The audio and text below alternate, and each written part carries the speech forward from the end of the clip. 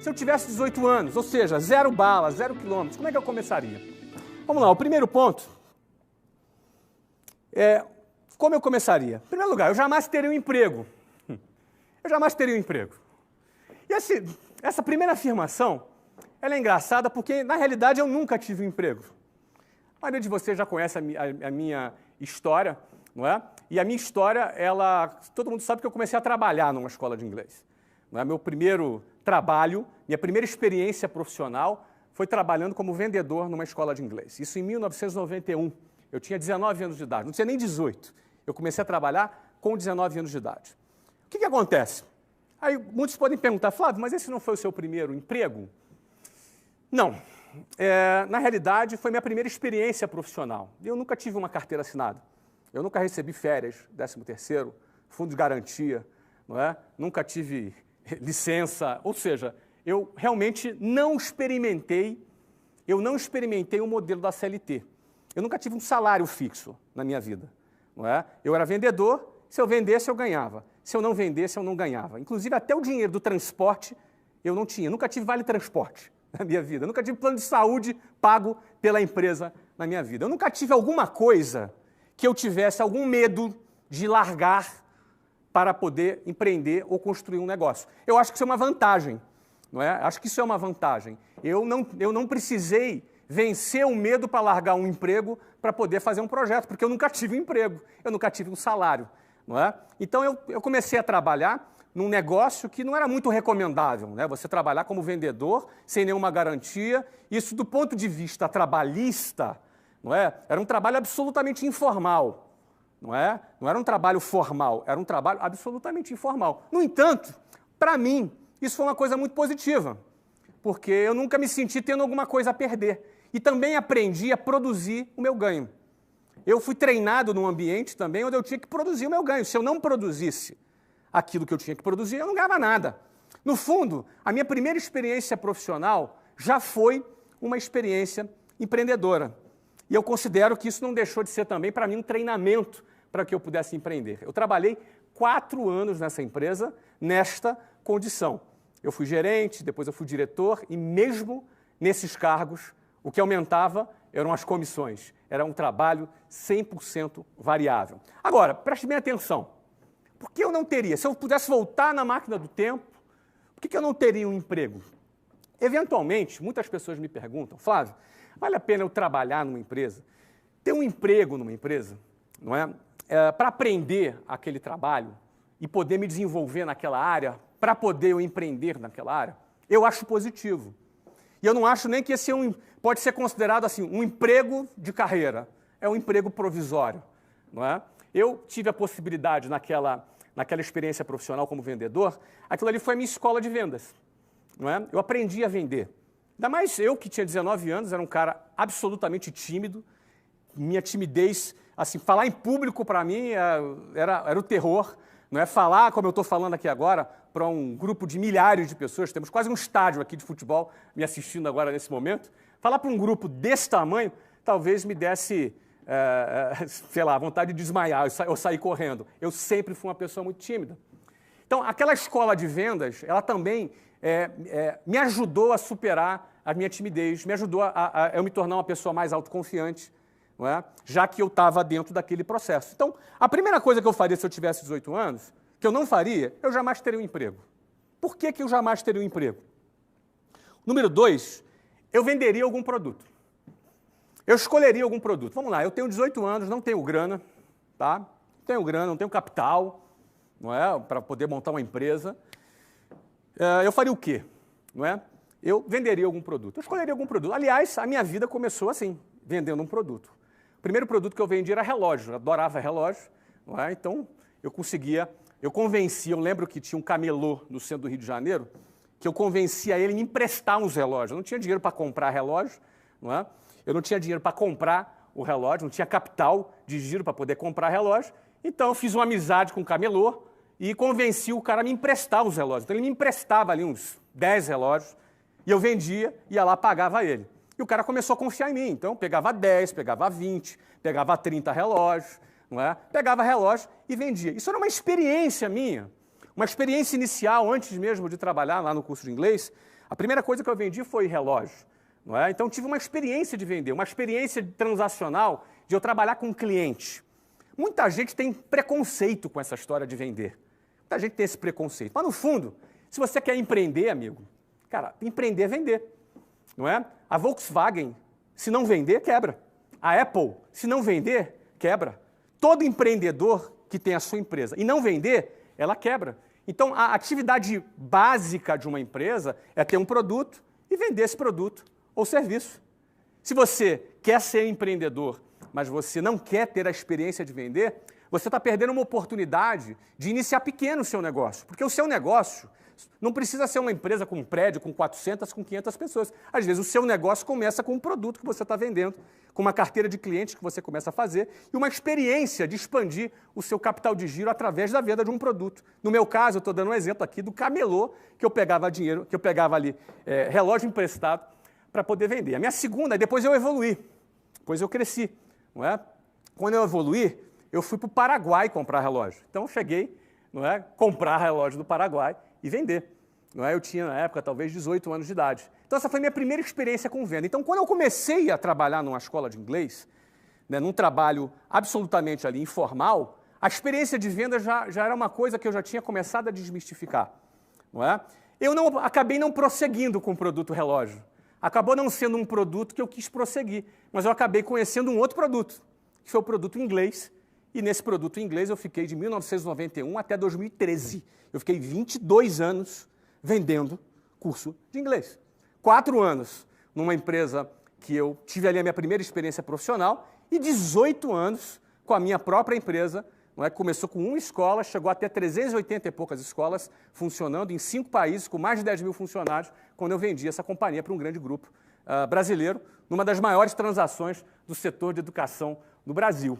Mas tudo começou vendendo curso de inglês. Eu vou falar de todas essas etapas para você. Então, por exemplo, eu venderia algum produto, qualquer um produto. Aqui eu até dou um exemplo banal, picolé, bala, bombom. Você está pensando o quê? Que bom vende picolé.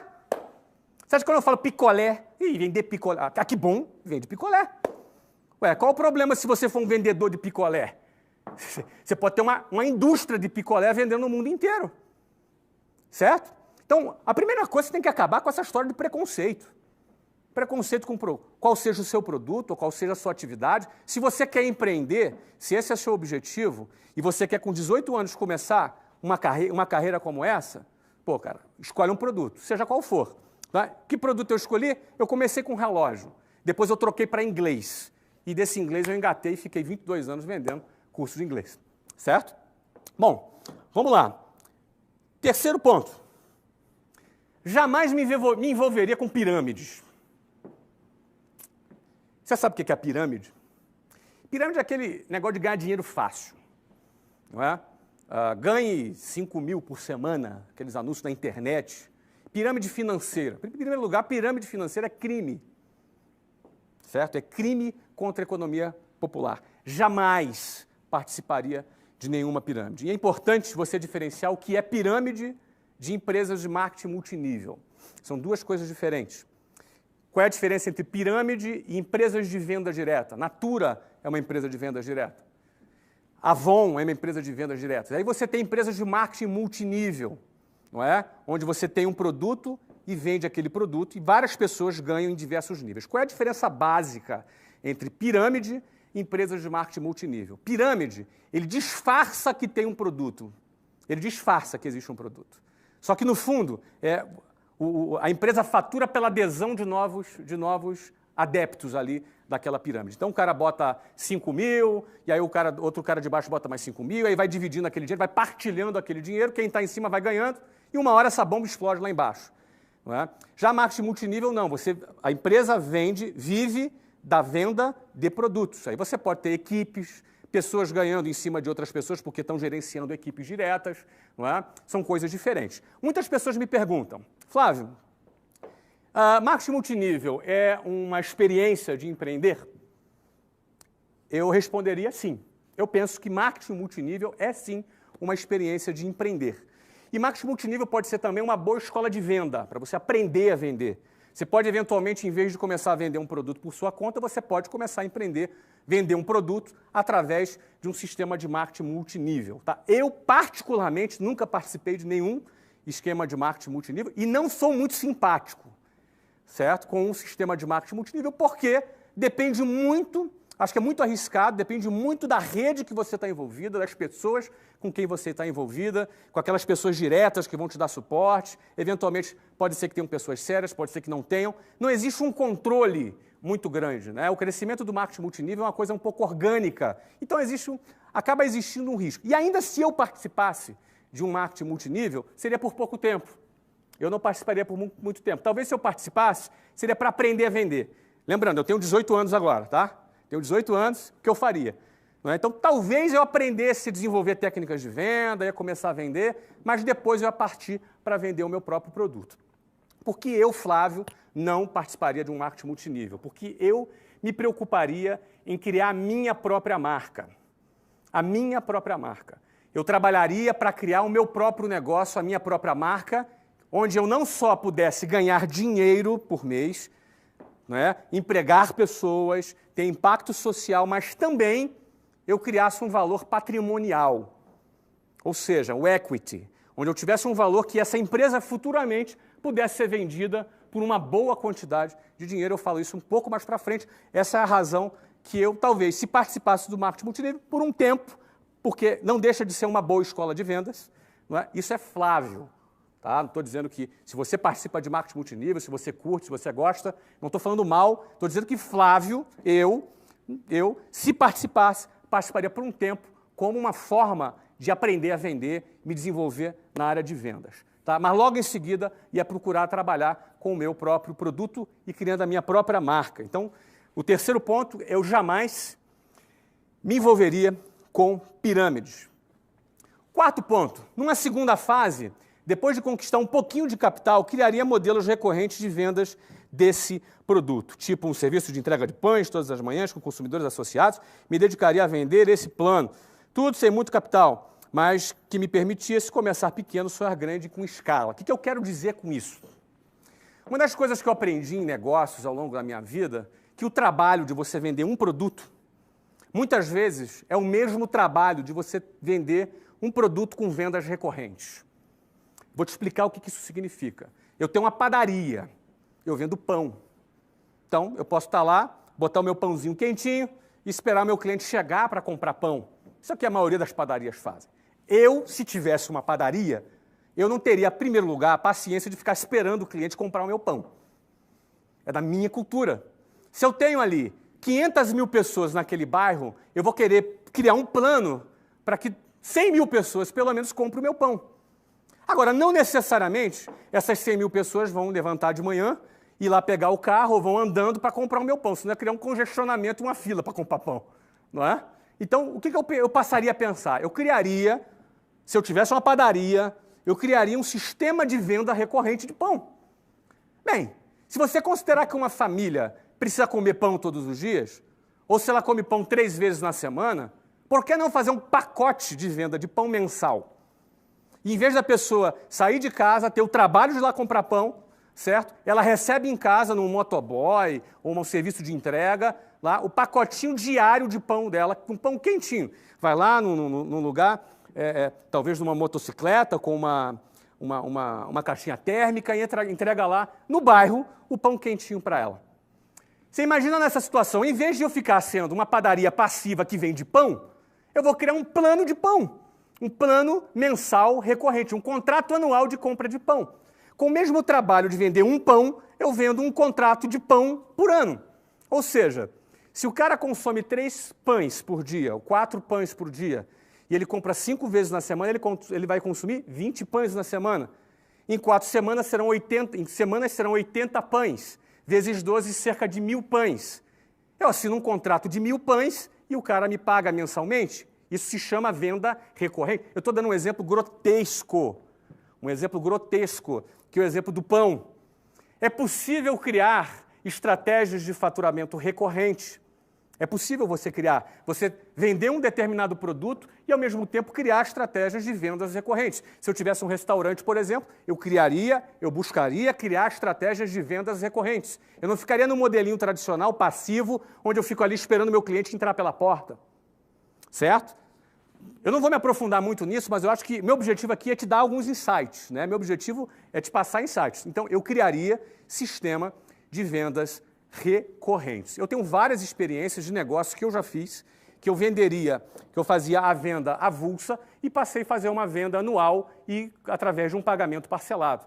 Eu tenho vários exemplos aqui ao longo da minha vida, dos negócios que eu já realizei. Isso em vários tipos de negócios, desde venda de publicidade, uma das empresas, por exemplo, que o nosso fundo, o TBDH Capital, investe, é uma empresa de conteúdo que vende publicidade. E uma das modificações que nós fizemos nesse modelo é criamos os pacotes de vendas de publicidade por venda recorrente. Ou seja, o diretor de marketing da empresa ou o diretor de mídia da agência de publicidade que tinha caneta, que assinava a compra de R$10 mil de mídia no mês, é a mesma caneta que compraria um pacote de 12 parcelas de R$10 mil. É a mesma caneta que assinaria um pacote anual, num plano de mídia anual de 12 de 120 mil. Ou, desculpa, 12 de 10 mil, que daria um total de 120 mil. Ou seja, em vez de eu vender 10 mil, eu passaria a vender 120 mil reais. Se você ter ideia, cerca de 25% dos contratos, a partir do momento que a gente implantou esse sistema, e a gente procurou treinar a nossa área comercial, 25% dos contratos passaram a ser contratos de venda recorrente. Significa que 25% dos contratos de publicidade dessa empresa passaram a faturar 12 vezes mais. Faz diferença no final do faturamento? Então, a quarta parte é o seguinte: depois que eu já começasse a vender um produto, eu escolhia vender um produto, seja ele qual for. Eu ia procurar criar, certo? Depois que eu conquistasse já algum capital, eu ia procurar criar um modelo recorrente de venda para esse produto, porque isso alavanca o faturamento de vendas desse produto. Bom, quinto. Vamos para o quinto. Aqui. Viveria com não mais do que 50% do que ganhasse para ampliar meu capital de giro. Aí começam os desafios. Porque o carinha começou a ter o primeiro sucesso dele, o que ele quer? Quer comprar um carrão. Quer comprar um carrão.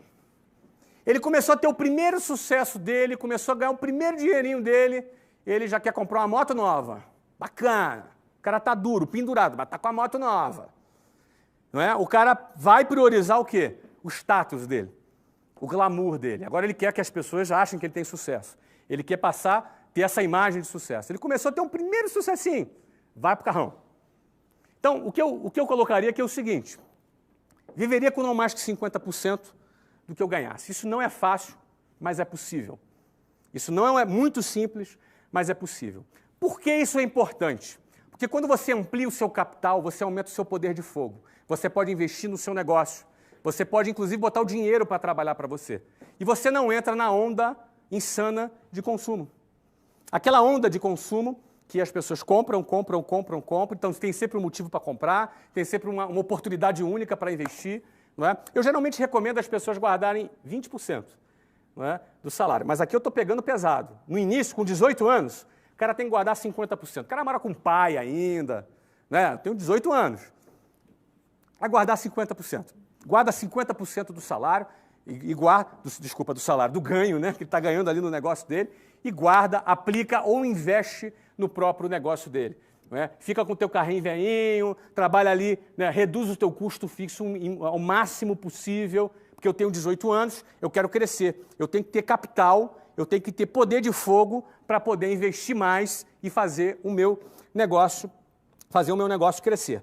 Tá? Então, isso aí começa o desafio aqui, mas isso aqui é um fator super importante. Você viver 50% do seu ganho. Adapta a sua vida a isso, cara. Adapta a sua vida a isso. Não é difícil. Você primeiro não ganha nada. Daqui a pouco você ganha alguma coisa. Pô, adapta a tua vida ao menor custo possível. Deixa que você vai ter um carrãozão bacana lá na frente, você vai ter uma vida muito mais confortável lá na frente. Não é? Você conquista a sua independência financeira quando você acumula um capital e você pode usar esse capital para investir e bombar ainda mais o seu negócio. Ok? Vamos para o próximo. Me dedicaria a estudar todas as fases do processo a fim de começar a fabricar o meu próprio produto. Investiria na minha própria marca. Então vamos lá. Primeiro, eu comecei a vender um produto. Comecei a faturar. 2, comecei a juntar um dinheirinho. Começo a fazer venda recorrente. Crio um plano. Começo a fazer venda recorrente. Daqui a pouco eu estou avançando, estou crescendo, estou faturando mais. E aí o próximo passo seria o quê?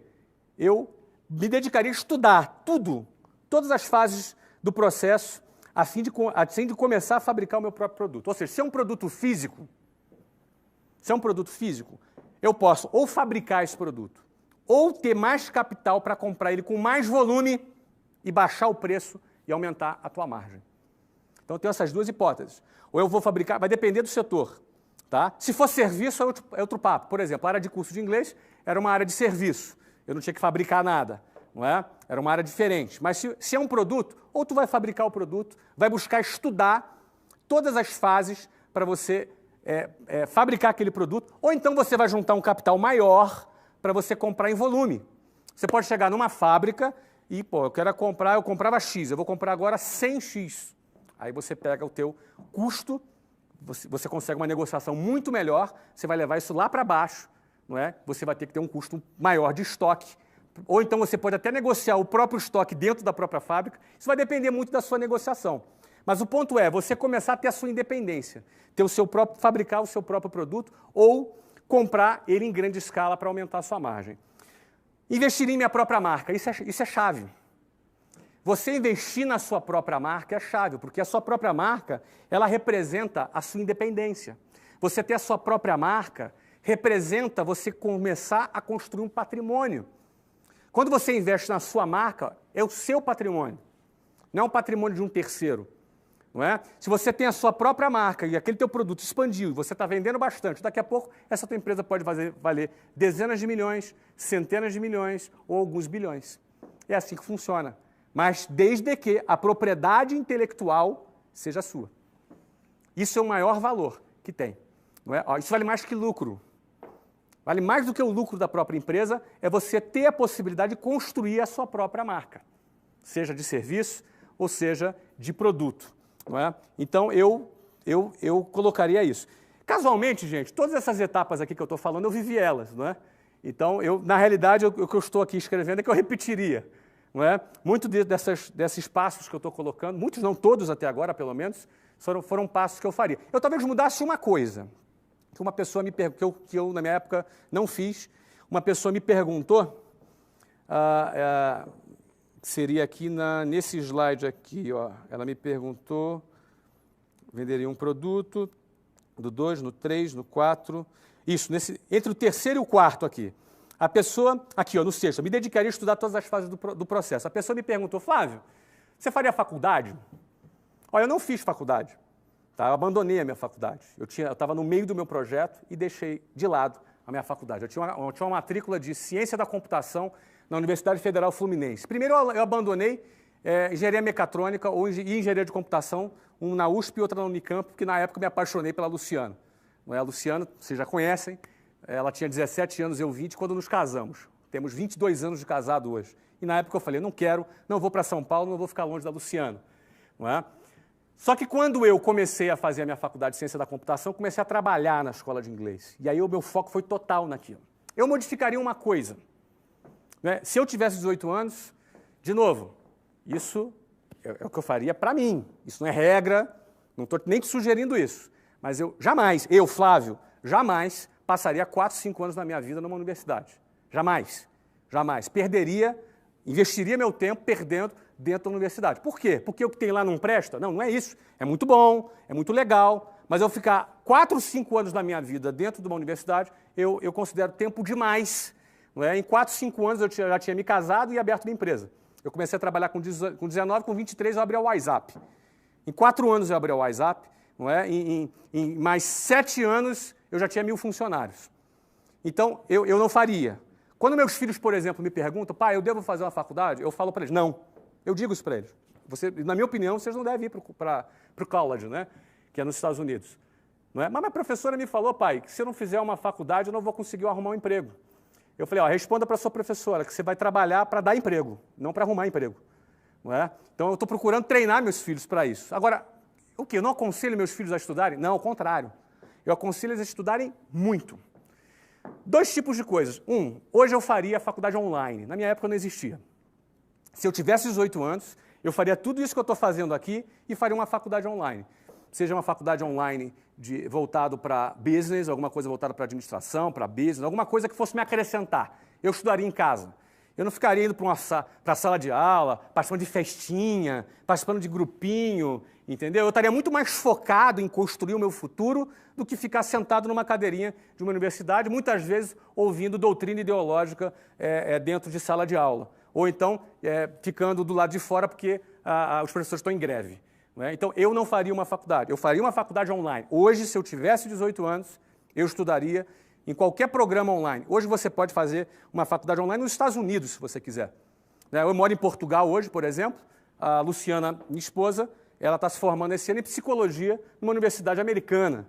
Não é? Ou seja, ela ela adora estudar, já tinha feito direito, está agora se formando em psicologia à distância, online. Ela faz uma faculdade super reconhecida nos Estados Unidos. Ela faz um programa online e funciona super bem. No ano passado, por exemplo, eu morei, só no ano passado, Estados Unidos, Inglaterra, Espanha e Portugal. Morei em 4 países no ano passado. Impossível meus filhos estudarem numa escola. Meus filhos estudaram num sistema de homeschool, que é um sistema online. Então, eles fizeram ali, se eu não me engano, acho que a 6ª e a 7ª série online. E no final do ano, eles faziam um teste de Stanford, que é um teste padrão que comparava eles com todos os alunos nas melhores escolas americanas. E eles estavam ali muito bem posicionados, não é? Inclusive muito melhor do que a maioria dos alunos que iam para a escola. Eles estudavam sozinhos, sem contar com o fato que eles acostumavam a pesquisar, acostumavam a buscar informação do que aquele sistema passivo da escola, que é o cara ficar sentado, um professor dando matéria ali para ele, ele fica passivo sentado para depois fazer uma prova. Não é? Então, por exemplo, hoje, se eu tivesse 18 anos, o que eu faria diferente do que eu fiz, porque na minha época não existia, eu faria, hoje, estudaria online. Agora, mais do que estudar online, mais do que estudar numa faculdade formal, porque eu nunca me interessei por ter diploma, não é? Ter diploma para pendurar na parede nunca foi uma coisa que me interessou. Não é? Então, mais do que isso, eu faria o que eu faço hoje com muita frequência. Eu estudo bastante, eu leio bastante, eu estudo bastante, eu pesquiso bastante tudo que seja relacionado aos negócios que eu estou empreendendo. Então, eu preciso aprender sobre os negócios que eu estou empreendendo. Eu preciso estudar sobre aquilo que eu estou fazendo. Então, eu vou ler, eu vou estudar, eu vou pesquisar. Então, eu valorizo muito mais, por exemplo, a pesquisa própria do que um ensino formal em troca de um diploma. Não é? Se eu quero, por exemplo, trabalhar na área de comunicação, eu vou me dedicar a pesquisar e estudar coisas na área de comunicação. Se eu quero entrar na área de esporte, como, por exemplo, eu entrei e comprei um clube de futebol nos Estados Unidos, eu tive que pesquisar e entrar, mergulhar dentro do mundo do futebol, não é? Com o objetivo de me tornar um cara conhecedor o máximo possível e poder inovar dentro desse processo. Eu vou fazer uma faculdade de futebol. Agora, eu vou estudar e vou me aprofundar nisso.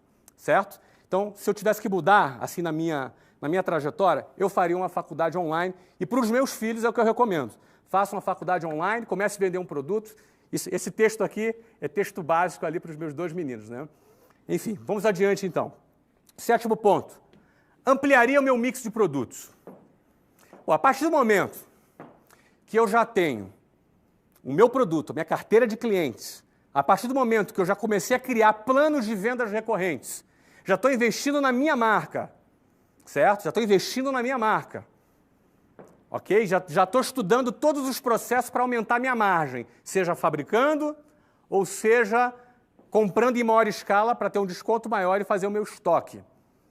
Isso na hipótese de produto. Eu aumentaria o meu mix de produtos.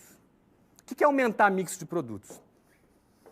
Muitas vezes você, na mesma venda que você faz para a pessoa, que já é uma venda recorrente, você pode ter produtos acessórios que aquele mesmo cliente, no momento da compra, no momento mágico que ele decidiu fazer a compra dele, ele compra mais um segundo e um terceiro produto junto.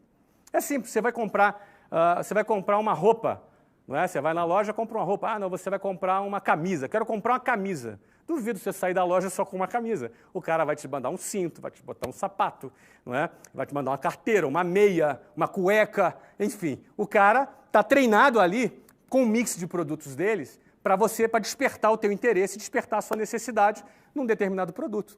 Então, se eu já tenho o meu produto, já estou vendendo ele de forma recorrente, já criei planos de vendas recorrentes para fazer com ele, não é? Então, eu amplio o meu mix de produtos para poder, naquele momento de venda, eu ampliar em 10% ou 15% o meu faturamento com o mesmo cliente.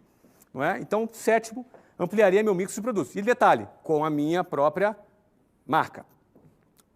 Oitavo, isso aqui é muito bacana. Criaria canais de distribuição alternativos. Por exemplo, franquias online, venda direta, B2B, etc. Isso é muito bacana. Porque aqui eu começo a falar de uma coisa que me atrai muito.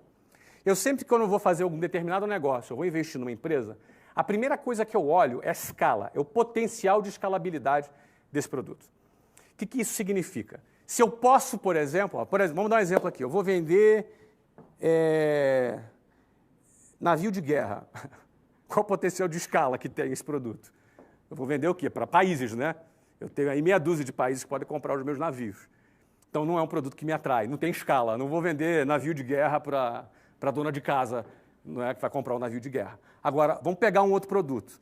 Eu vou vender alimentos. Pô, você tem um potencial de escala grande. Eu, particularmente, gosto muito de serviço. Não é?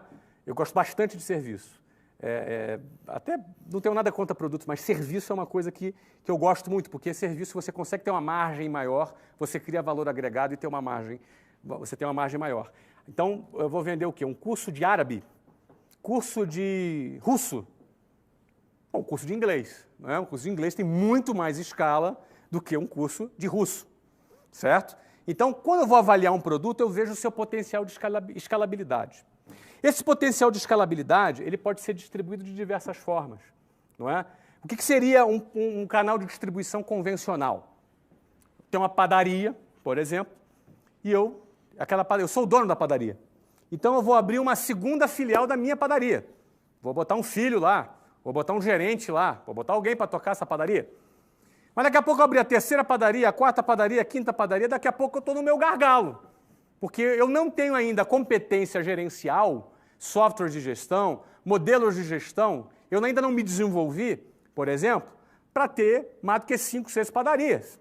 Então você começa a esbarrar em alguns limites, limites técnicos, limites físicos, limites de experiência, de gestão, e por aí vai. Não é? Então esse seria um modelo convencional, você criar uma rede. Agora, o que seriam canais de distribuição alternativos? A franquia, por exemplo, é um modelo alternativo. Eu, quando tive escola de inglês, meus primeiros 3 anos, eu só tive escola própria.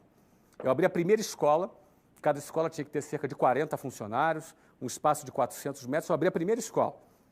Sem grana e daquele jeito, no cheque especial, como você já deve conhecer a história. Não é? Depois, eu abri a segunda escola em São Paulo.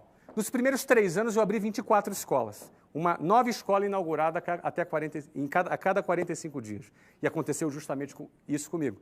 Eu comecei a me sentir sobrecarregado, eu precisava me reinventar. E no meu caso, eu tinha uma certa resistência com franquia. No ano 2000, foi quando a gente implantou o nosso primeiro sistema de franquias. Então, o sistema de franquias, ele é um modelo de distribuição. Se você tem um negócio que é bem sucedido, dependendo do setor, considere a hipótese de expandir o seu negócio através do modelo de franquias.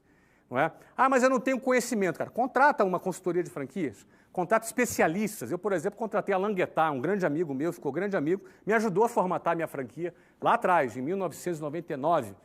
Não é? Continua sendo um grande amigo hoje, continua formatando franquias. É um cara super bom nisso. Esse cara vai te dar todas as dicas. Não é? Tem um Xerto aqui em São Paulo também, é um cara super bom também, não é? De formatar franquias.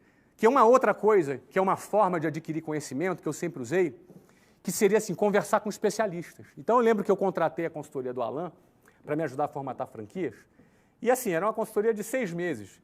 Na época eu usei 2 meses só, não é? Sentei com ele, paguei os 6 meses, mas só usei 2, porque eu já tinha ouvido o que eu queria. Fiquei muito amigo do Alan, E o Alan, eu falava assim para o Alan, cara, esquece, cara, você já me deu o que eu precisava, já me deu as informações que eu precisava, porque eu sento do lado da pessoa e sugo, sabe, cara? Isso é um jeito legal de se aprender as coisas. Você pega um cara, senta do lado dele, se tiver oportunidade, suga a informação do cara e pergunta mesmo, anota, suga a informação. Pô, aquele cara que é um especialista, pô, e 1 hora de conversa com aquele cara, se bobear, é como se fosse 5 anos numa faculdade sentado ouvindo um professor falar.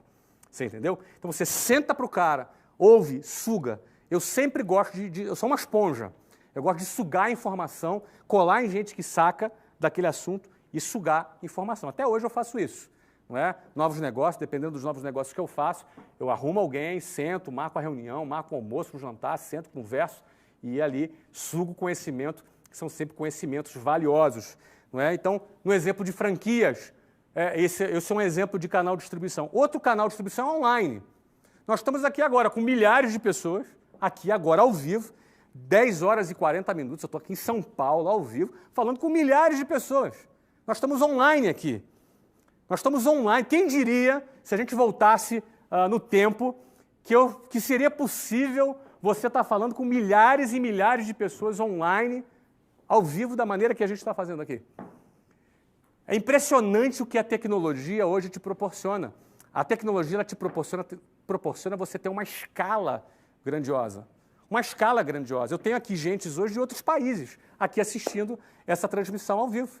Não é? Eu estou aqui podendo colaborar, transmitir informações para você que está lá no Japão, que está aí, você que está aí na Inglaterra, você que está nos Estados Unidos, na Argentina, e você de todo o Brasil, de norte a sul. Ou seja, o canal de distribuição online te permite você falar com o mundo inteiro, te permite você vender o seu produto ou o seu serviço para o mundo todo.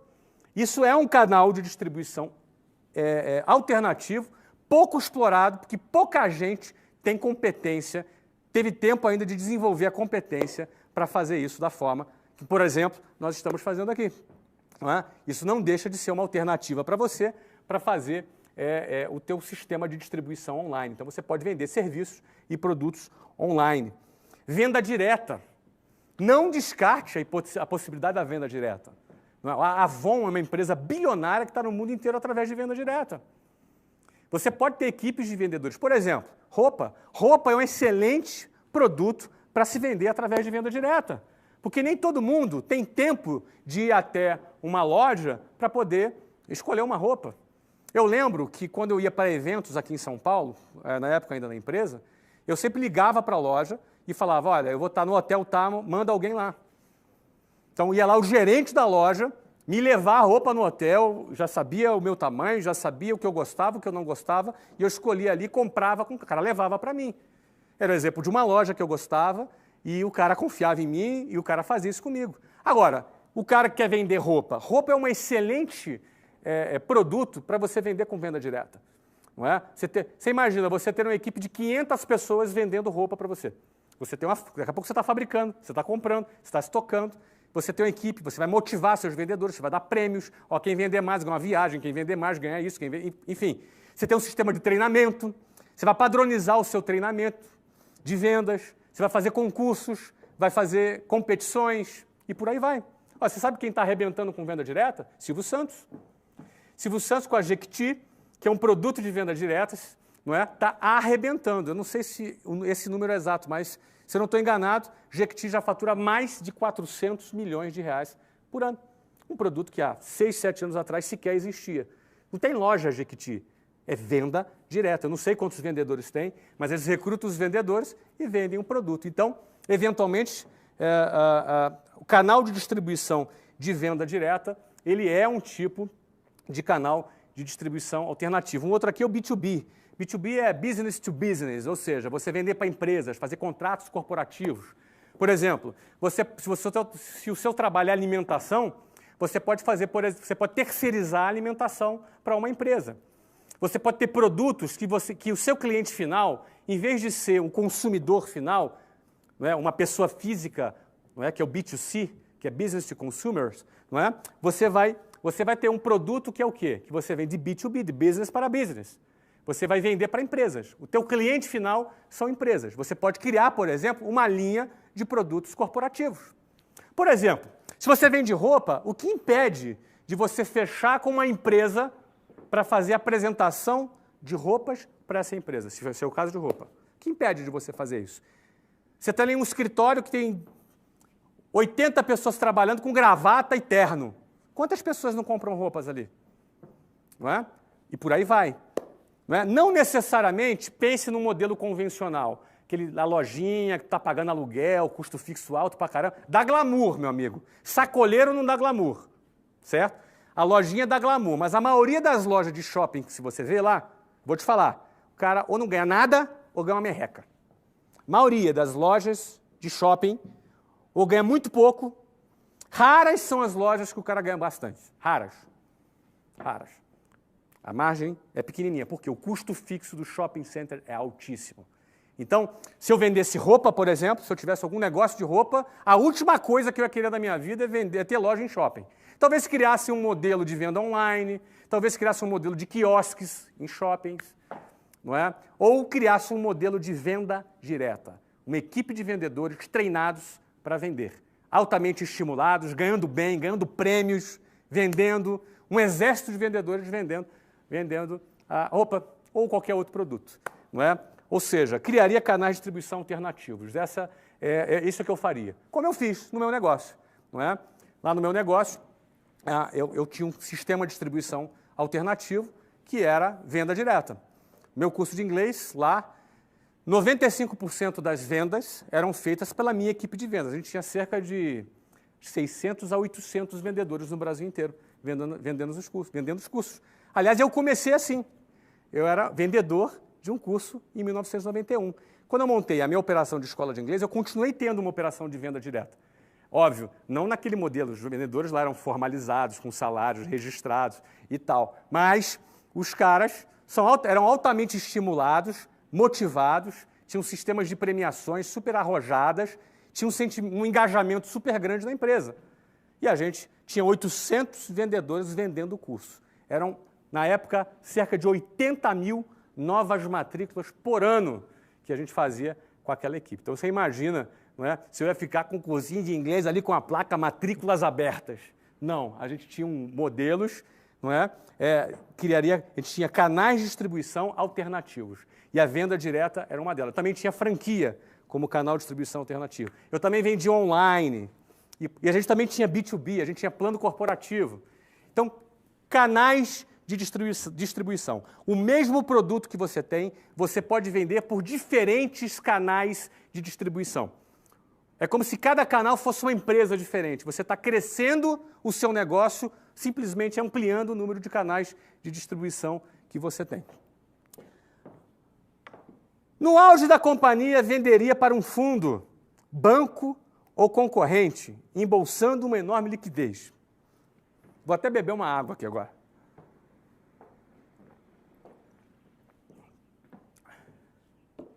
Bom, o 9. Venderia. Muita gente se apega. Muita gente se apega ao negócio. Deixa eu falar um pouco sobre isso. Eu vendi o meu negócio lá, eu amava meu negócio, eu amo até hoje. Mas o tempo de um empreendedor, ele tem um tempo definido num determinado negócio. Senão ou ele se acomoda, ou ele se desgasta, ou ele perde o brilho dele no olho. Principalmente se for um empreendedor mesmo, porque o empreendedor, ele se motiva construindo o negócio. O empreendedor, ele não é síndico de prédio, ele constrói prédios, mas ele não é síndico de prédio. Ele se motiva muito em desbravar, em criar, em inovar, em criar coisas novas. Muita gente, eu me lembro, quando eu vendi um negócio, não é? O nosso negócio foi vendido por quase R$1 bilhão, e algumas pessoas chegavam para a gente e falavam assim, puxa, Flávio, o que deu errado, hein? Você vendeu, né? Pô, tava com algum problema o negócio? As pessoas acham que porque você vendeu um negócio estava com problema. É o contrário. Isso é uma questão de cultura. Nos Estados Unidos, quando você vende um negócio, a primeira coisa que você ouve é parabéns. Por que parabéns? Porque quando você criou um negócio a ponto de despertar no mercado interesse naquele negócio, a ponto de ter criado um valor que um fundo, uma empresa profissional decidiu investir e comprar o seu negócio, isso é um reconhecimento muito grande. Não é? Sem contar que um negócio, geralmente, você vende por 10 vezes, em média, um múltiplo, 10 vezes o valor do seu lucro anual. significa o seguinte, que você pega o lucro dos próximos 10 anos e antecipa para o dia de hoje. É como se você tivesse ganhado 10 anos da sua vida. E você ainda tem a liberdade para construir o negócio que você quiser. Isso não tem nada a ver com você estar apegado ou desapegado. Eu continuo respeitando o negócio que eu fundei, eu continuo amando aquele negócio. É como uma filha, não é? Esse é o exemplo que eu costumo dar. Você tem uma filha linda, te beija, te abraça, não é? Quando você chega em casa, ela corre, te dá um abraço, pula no seu colo. Ela é linda, aquela criança. Só que um dia, aquela menininha linda, ela vira uma mulher. E um dia ela vai se casar. E um pai, quando vê a sua filha se casando, por mais que ele tenha dor no coração, ele fica feliz quando vê a sua filha casando e vai construir a vida dela com a nova família que ela vai formar. Não é? Então, ou seja, a venda de uma empresa, ela é um momento que você considera que você cumpriu a sua missão e agora você vai realizar o lucro, você vai desfrutar do patrimônio que você construiu. Você vai desfrutar do patrimônio que você construiu. Então, você pega 10 anos futuros de lucro, antecipa, aquele comprador vai te pagar esse dinheiro todo, você vai ficar com uma enorme liquidez nas suas mãos, tendo cumprido a sua missão e tendo realizado o seu lucro. E você vai ficar feliz vendo aquela empresa sendo tocada por profissionais competentes e que vai tocar adiante aquele projeto. Não é? Então, no auge da... Agora, por que no auge? Por que no auge? Porque no auge você vende pelo valor mais valor bom. Você vende no auge daquela companhia. Não é? Ou seja, você não vai vender no momento que a empresa está mal. Você vai vender quando a empresa está bem. É assim que funciona.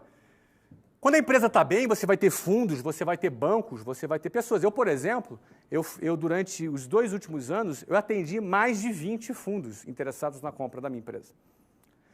Fundos internacionais, fundos nacionais, os maiores fundos do mundo eu atendi porque tinham interesse no meu negócio. Agora, por que tinha interesse no meu negócio? Porque ele era lucrativo, ele era um bom negócio, ele era um excelente negócio. Então, aquele é o momento, não é? Aquele é o momento de você, não é?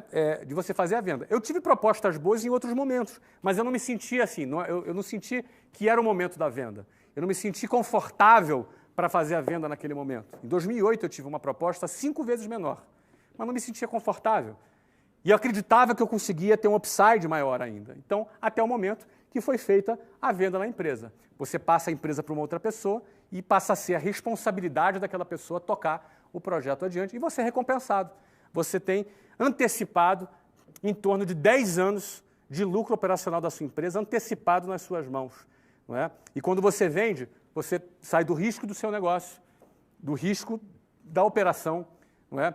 Você também tem toda uma liquidez e você tem liberdade. Ou você vai fazer aplicações financeiras, ou você vai abrir e investir em novos negócios. Você tem a liberdade para você escolher. Não é? Se você faz isso em 5 anos, daqui a pouco você monta um novo negócio e constrói tudo de novo. Não é? O 10º, com 5% do capital conquistado, começaria tudo de novo. Investiria os outros 95% em investimentos conservadores em moeda estrangeira. Vamos começar pela primeira parte. Quando eu falo 5%, pode ser 10%, 15%. Ou seja, você pega uma parte pequena daquele capital e você vai separar aquela parte pequena para você começar. Pô, eu comecei com 20 mil reais de cheque especial. Não é? Agora, eu não vou usar cheque especial, mas eu posso pegar ali uma pequena parte, não é? 10%, posso pegar 15%, que seja até 20%. Eu acho que no máximo. 20% do capital. Você pegou um dinheiro grande, pega 20%. Ó, esses 20%, o que eu vou fazer? Eu vou investir em novos negócios. Você pega o restante do dinheiro, você faz o quê? Uma aplicação financeira. Você cria uma aplicação financeira. Aqui eu coloquei investimentos conservadores em moedas estrangeiras. Primeiro, por que conservador? Eu sou muito arrojado em negócios. Eu invisto, eu não tenho problema com correr riscos, não é? Não tenho realmente problema. Eu sou bastante arrojado. Agora, para investir o meu dinheiro, eu não sou arrojado. Eu sou bastante conservador. Porque quando eu abro um negócio, depende de mim. Eu tenho operação na minha mão, não é? Eu não vou vender pão esperando o cara comprar pão. Eu vou criar uma venda recorrente de pão através de uma equipe direta, ou por franquias, ou por outros canais de distribuição, com a minha própria marca. Percebe? Então, eu não vou fazer a coisa de maneira passiva. Entendeu? Então, o que acontece? No meu negócio, eu garanto o trabalho. Agora, investimento financeiro, vou investir. Eu não invisto em bolsa de valores. Já investi bastante, já ganhei bastante dinheiro em bolsa de valores, até já perdi também. Mas eu não invisto. Por que eu não invisto em bolsa de valores? Porque eu prefiro, se eu quero empreender, eu prefiro investir nos meus negócios. Eu boto fé no meu taco. Eu boto mais fé no meu taco do que nos executivos que estão ali nas empresas. Então, eu prefiro investir nos meus negócios. Se é para eu investir em negócio, eu invisto nos meus. Eu compro os meus negócios. Eu invisto em novas ideias. Agora, eu aposto muito mais nisso do que investir em empresa que está sendo tocada por algum executivo. Certo? Então, eu prefiro investir no investimento conservador. E por que em moeda estrangeira? Hoje, nós vivemos uma flutuação de câmbio muito grande. Hoje, nesse momento, principalmente com as eleições, né, você percebe, né, dependendo do resultado da pesquisa, sobe a bolsa, cai o dólar, ou dependendo do resultado da pesquisa, cai a bolsa, sobe o dólar. E você, na hora que você investir o seu dinheiro, você não pode ficar à mercê do sobe e desce das pesquisas eleitorais. Você não pode ficar à mercê do sobe e desce do desempenho dos executivos das empresas de capital aberto. Não é? Eu não quero depender disso. Muita gente fala, não, mas você pode fazer uma análise fundamentalista associada com análise gráfica. Cara, eu não quero saber disso. Eu quero saber o seguinte, eu pego meu dinheiro, invisto no meu negócio, abro ele e vendo ele por 1 bilhão depois. Ponto. Isso eu garanto. Agora, eu garanti o que vão fazer lá na Bolsa de Valores, eu não gosto. Eu, Flávio, não estou dizendo que é errado. Você gosta de bolsa, investe em bolsa, ótimo. Eu, Flávio. Tá? Então, agora, eu pegaria um investimento conservador. Hoje, tem que ser um investimento conservador em moeda estrangeira.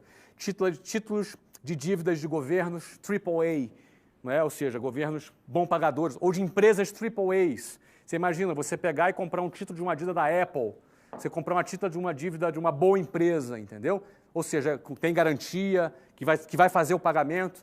Você ganha isso aí 5% ao ano em dólar. Hoje no Brasil, você ganha numa aplicação conservadora, você pode ganhar entre 9% a 11% ao ano em real. Só que é o seguinte, só a inflação é 6%. Se você está ganhando 10%, tira 6%, 6,5%, que é a previsão da inflação, 6,7%, que é a previsão da inflação esse ano, já está dando 3,3% de rentabilidade. E aí tem um soluço no dólar, o dólar sobe 10% e tu perdeu dinheiro. Você ganhou 10%, mas perdeu 6,7% do dólar, perdeu mais 10% do câmbio. Então, nesse momento, eu faço um investimento conservador em moeda estrangeira e uma boa moeda hoje para você fazer investimento financeiro é o dólar. A economia americana cresce num nível de recuperação muito interessante, enquanto a zona do euro está em baixa e o real está instável, porque todo o mercado está em dúvida sobre o futuro hoje. Todo o mercado mundial, tá? Não estou falando de papo eleitoral não, tá, gente? Aqui estou falando de papo técnico, ok? Todo o mercado aguarda para ver o que vai acontecer no Brasil, porque dependendo do que acontece no Brasil, o dólar sobe e as ações caem e por aí vai. Então as pessoas estão procurando fugir do investimento no Brasil nesse momento. Isso acontece em todas as eleições, não é só nessa não. Todas as eleições o mercado fica nervoso, o mercado fica instável, porque ele fica cheio de incertezas. Então nesse momento, o meu caminho, o caminho que eu escolho é fazer investimentos conservadores, tá? Um título de uma dívida de uma empresa AAA, por 3, 4 anos de vencimento, com 5% de remuneração ao ano em dólar. Não é? Sem contar com o fato que há previsões que o dólar pode chegar, isso é previsão, não é nada garantido, pode chegar na ordem de R$ 2,80. Não é? Ou seja, se você tem uma aplicação a 5% em dólar, você tem um bom resultado. Como é que você sabe disso? Fale com o seu banco, né? O seu banco tem que te orientar nisso. Se você eventualmente tem um banco que é fraco, procura um banco melhor, procura um private, um banco que vai te dar um atendimento num outro nível. Tá? Mas a 10 é o seguinte, com 5% até 20% do capital conquistado, você investe em novos negócios. Não é? Então vamos fazer um resumo rápido aqui. Tá? Primeira coisa que eu faria se eu tivesse 18 anos. Primeira coisa, eu não arrumaria emprego. Eu não quero ficar preso no emprego. Viver com CLT ali, ganhando um salário. Não, eu ia ter o meu negócio. Então, para começar a ter o meu negócio, eu ia começar. Primeira coisa, vender o meu produto. Achava um produto qualquer para eu vender. Depois que eu fosse vender esse produto, eu ia procurar criar sistema de vendas recorrentes. Ou seja, em vez de vender um produto, vendo 12 no ano, não é? Esse seria o próximo passo. Depois, eu ia procurar estudar todos os passos para poder fabricar esse produto ou comprar ele em escala para ter uma margem maior. E criaria a minha própria marca. Criaria a minha própria marca. Porque eu criando a minha marca, eu tenho o meu patrimônio. O próximo passo que eu faria, eu criaria sistemas de distribuição alternativos, como franquias, como vendas online, como B2B, como venda direta, não é? Para poder distribuir e expandir o meu produto. E, por fim, quando esse produto estivesse muito robusto, estivesse no seu auge, eu faria a venda dessa empresa para um fundo, para um banco de investimento, para um concorrente e embolsaria 10 anos de lucro futuro no presente, gerando uma enorme liquidez. Eu pegaria de 5% a 20% desse valor e investiria em novos negócios. Começaria tudo de novo e faria a mesma coisa em menos tempo, porque agora eu teria mais experiência. Não é? E com os outros 80%, investiria em investimentos conservadores, nesse momento, apostando muito em moeda estrangeira. Bom, é isso que eu faria se eu tivesse 18 anos de idade. Não é? Agora, para você encarar uma trajetória de vida como essa que eu acabei de falar, não é muito simples. Não é muito simples. Porque você vai ter que... essa trajetória de vida é uma trajetória de vida padrão? Pensa comigo. É padrão? É o que a boiada faz? É o que as pessoas que seguem um rumo comum faz? Nós fomos treinados nessa sociedade para viver dessa forma? O nosso aluno da escola e na universidade, ele é treinado para ter essa mentalidade, enxergar negócios dessa maneira? A gente sabe que não. Então, qualquer maluco que resolve tomar uma iniciativa para fazer a coisa dessa forma, ele vai ter que enfrentar um monte de problemas. Ele vai ter que enfrentar um monte de problemas. Eu quero falar agora, sabe quais são os problemas mais frequentes? Sabe quais são os problemas mais frequentes? Vamos lá? São 10 problemas. Eu não vou dar intervalo, não. Vamos uma atrás da outra. Vamos lá. Primeiro problema, o sistema convencional de ensino não prepara para nada disso. Essa é a realidade. Infelizmente, o sistema tradicional de ensino não prepara você, não me preparou, não prepara ninguém para nada disso. Eles preparam para outra coisa. Eles preparam para um outro modelo. Ele prepara o funcionário da fábrica. Ele prepara o funcionário do varejo. Ele prepara a pessoa para o mercado de trabalho. A pessoa, desde cedo, ela é doutrinada, ela é condicionada, não é, a isso. Eu não estou dizendo que isso é ruim, não estou falando que isso não é digno. Pelo amor de Deus, gente, não é isso que eu estou dizendo. Claro que é digno, claro que é bacana, o trabalho é digno, óbvio. Agora, e para quem quer mais da vida? Para quem quer, por exemplo, viver uma vida diferente, fora da curva? Para quem, por exemplo, é questionador e não acha que as coisas na sociedade devem ser do jeito que elas foram apresentadas. E para quem enxerga oportunidades de negócios em vários lugares. Esse cara faz o quê? Segue a boiada? O que ele faz? Não é fácil. O primeiro desafio é que o sistema convencional não te prepara para isso. Não existe educação financeira. Não existe as pessoas trabalharem para você trabalhar o seu dinheiro. Não é? O que existe em relação a dinheiro hoje é o quê? É a mídia, é a publicidade te massificando. Compre, compre, compre, compre. E como é que você constrói seu futuro? Como é que você constrói a tua estrutura de capital para investir no seu negócio? Então, o primeiro desafio para viver uma vida nesse estilo que eu falei aqui, que, na realidade, a única diferença da minha trajetória, dos 18 anos até hoje, a 42 anos, é que, na minha época, não existia faculdade online. Hoje eu faria a faculdade online. Hoje eu continuaria não fazendo a faculdade presencial, mas a online eu faria. Não é? Agora, para viver assim, o sistema de ensino convencional não te prepara para isso. Isso é um problema. Não é? Qual é o segundo problema? A sociedade discrimina os que começam esse tipo de jornada, mas bajula os que chegam ao final dela. Infelizmente, isso que acontece. A sociedade critica. Chega, não é? Hoje em dia é muito comum, eu imagino, que alguns pais, quando veem o filho indo por um caminho desse, é natural que ele fique preocupado. Os pais, às vezes, eles tentam impedir que os filhos se frustrem. Isso é natural, isso inclusive é muito nobre. É natural que um pai, uma mãe, fique muito preocupado com seu filho. E esse sentimento de proteção visa evitar que ele passe por frustrações. Só que, no fundo, alguém que quer construir alguma coisa maior, ele deve ser uma pessoa muito mais apaixonada pela vitória do que pelo medo de perder. Ele deve ser muito mais uma pessoa apaixonada pela conquista do que pelo medo de tomar um prejuízo. Por isso que o empreendedor ele tem que ser corajoso. O empreendedor ele precisa ser corajoso, porque ele não pode temer o prejuízo. Ele não pode temer o revés. Ele não pode temer uma variável que pode acontecer. Ela pode acontecer, porque ele é movido muito mais pela vitória do que pela possibilidade da perda. Algumas pessoas são mais conservadoras. Elas querem muito mais garantir, jogam na retranca para não tomar gol. Mas também não faz gol. Vive de forma limitada, mas também não passa nenhuma frustração. É uma questão de estilo de vida. Cada um escolhe aquilo que quer para a sua vida. Não existe certo, não existe errado. Eu estou dizendo o que eu faria. E tem muita gente que também prefere fazer dessa forma. Mas o problema é que a sociedade discrimina. Ele discrimina mesmo. Discrimina mesmo. Eu lembro que eu saía de manhã para trabalhar, voltava à tarde da noite, e muita gente falava assim, pô, coitado do Flávio, um garoto tão inteligente, né? Um menino tão inteligente, agora virou vendedor, vende curso de inglês, coitado do Flávio, tinha um futuro tão brilhante, agora está aí vendendo curso de inglês.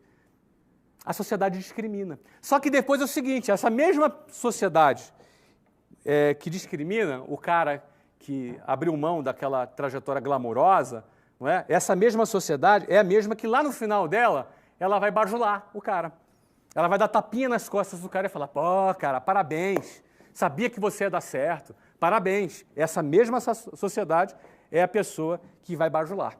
Então, isso não deixa de ser um desafio, porque quem opta em seguir por esse caminho precisa estar disposto a enfrentar esse tipo de discriminação, sabendo que um dia a história muda.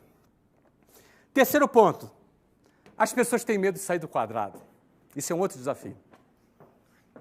Porque você pode ter uma visão, eu falei isso hoje de manhã para uma galera legal lá na Editora Abril, que eu conversei lá, eram os finalistas do prêmio Jovens Inspiradores, inclusive, sei que vocês estão aí assistindo agora essa apresentação, um abraço, foi um prazer estar com vocês hoje de manhã, não é? Mas, infelizmente, um desafio é que as pessoas têm medo de sair do quadrado. Porque dentro do quadrado é um lugar seguro. Junto com a boiada, você se sente mais seguro. Junto com o fluxo normal da sociedade, você se sente mais sob controle da situação. E é um desafio. Você sair do quadrado é um desafio. É cultural, sabe? Você nasceu. Então, você realmente... A atitude de sair do quadrado precisa ser uma atitude corajosa. E nem todo mundo tem a coragem de sair do quadrado. Nem todo mundo tem a coragem de fazer diferente do que a boiada faz. Infelizmente, esse é um desafio para que você implemente aqueles 10 passos que eu falei. Quarto desafio, você raramente terá apoio se disser que não quer mais seguir a boiada. Se confunde um pouco com o que eu acabei de falar agora. Dificilmente. Você chega para tua mãe ou para o teu pai e fala, pô, eu vou fazer um concurso público. Oh, muito bom, parabéns, isso aí. Agora você vai falar assim, olha, eu vou deixar a faculdade porque eu quero abrir meu negócio. O que vai acontecer? Hein? Você é muito sonhador, meu filho. Você é muito sonhador. Você tem que acordar para a vida. A vida não é desse jeito que você está pensando. Não fique chateado com isso. É normal você ter esse tipo de comportamento. É normal você ter esse tipo de preocupação. A questão é como você lidar com isso. Você tem que saber lidar com isso se você quiser realmente, não é, seguir lá aqueles 10 passos que eu falei. O quinto desafio é, capital é bom, mas é possível conquistá-lo vendendo. Por exemplo, muita gente não começa o seu negócio porque fala assim, cara, eu preciso arrumar um investidor. Ele fica a vida inteira atrás do investidor.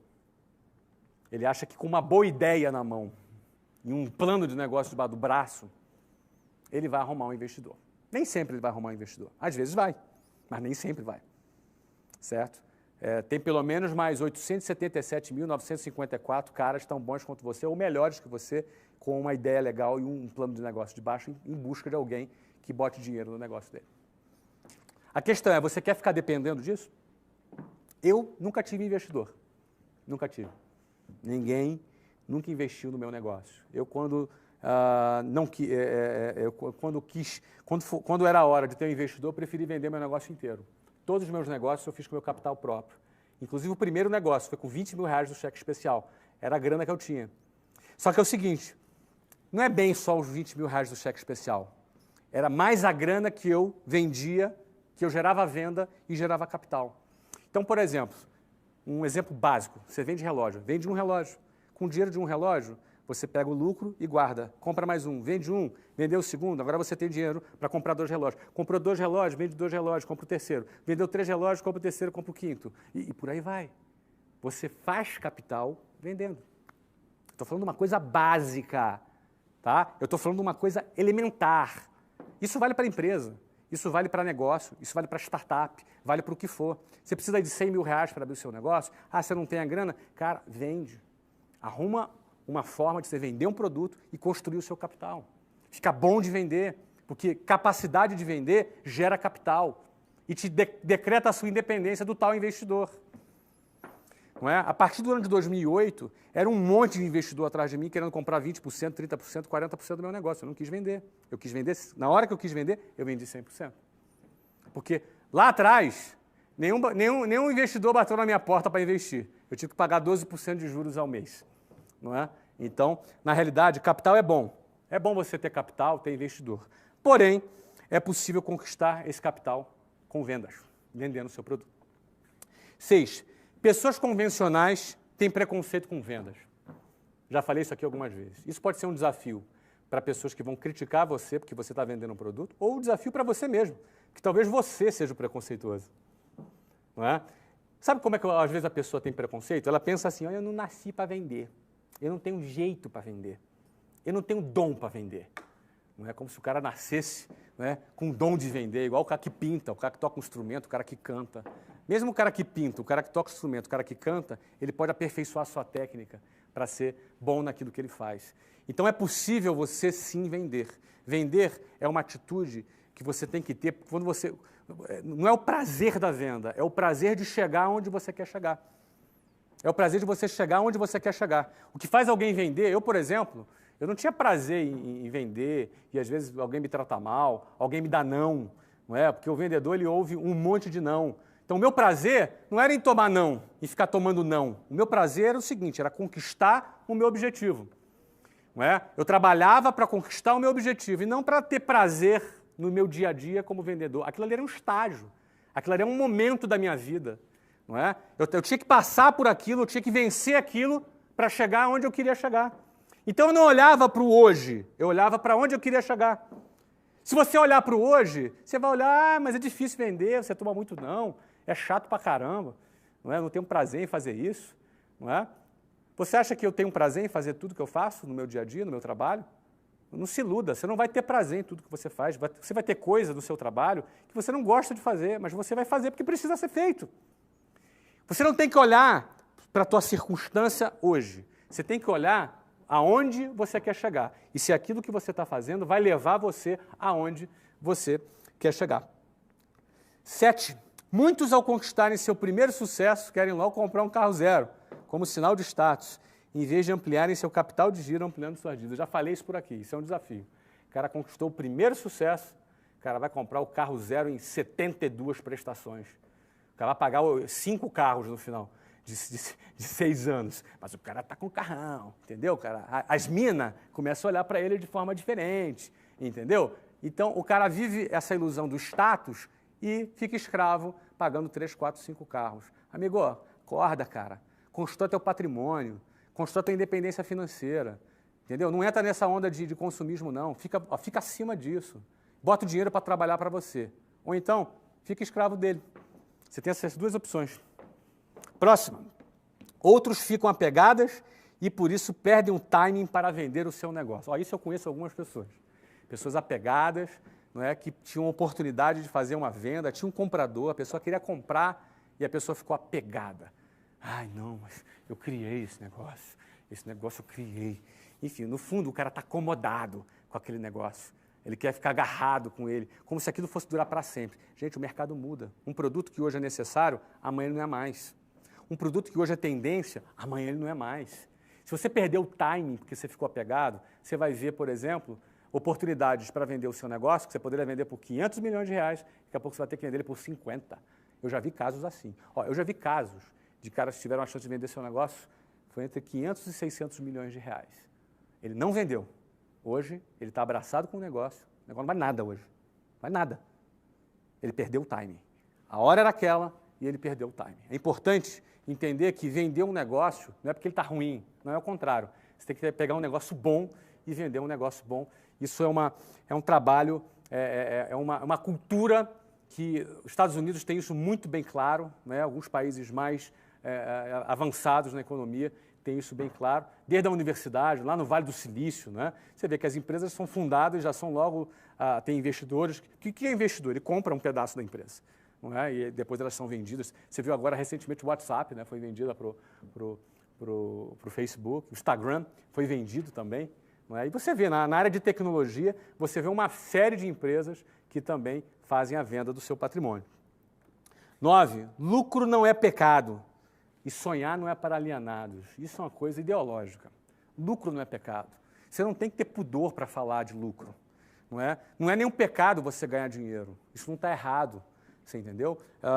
Alguém para ganhar dinheiro é uma mentira que você diz que para você ganhar dinheiro tem que explorar alguém. Isso não é verdade. Não é? Agora, é óbvio que o lucro não é a qualquer custo. Não é? Eu sempre busquei trabalhar formando e liderando equipes, buscando investir nas pessoas, buscando formar pessoas, buscando cooperar com o crescimento das pessoas, para que eu cresça através do crescimento das pessoas que trabalhem comigo. Isso é uma filosofia, isso dá muito certo, porque quando você vai liderar um grupo, você vai liderar pessoas e você está se dedicando a essa pessoa para que ela se desenvolva, não é? E através do desenvolvimento dela você também vai crescer, isso é uma boa estratégia. Você ter um investimento em pessoas e você crescer por consequência disso. Isso é uma forma de ver gestão de pessoas. Eu sempre gostei de trabalhar dessa forma. E por último, você vai atrair interesseiros. Saiba quem é quem nesse game. Entenda quem é quem. Você vai atrair interesseiros, pessoas que vão se aproximar de você simplesmente pelo interesse de ter algum benefício por estar do seu lado, para ganhar algum dinheiro ali a qualquer custo do seu lado, para se aproveitar de uma forma negativa por estar do seu lado. É importante você saber quem é quem nesse processo. É importante você entender quem é quem nesse game para você não se iludir e você estar muito bem blindado, porque durante um processo de crescimento, eles vão aparecer em diversas formas, de diversas maneiras.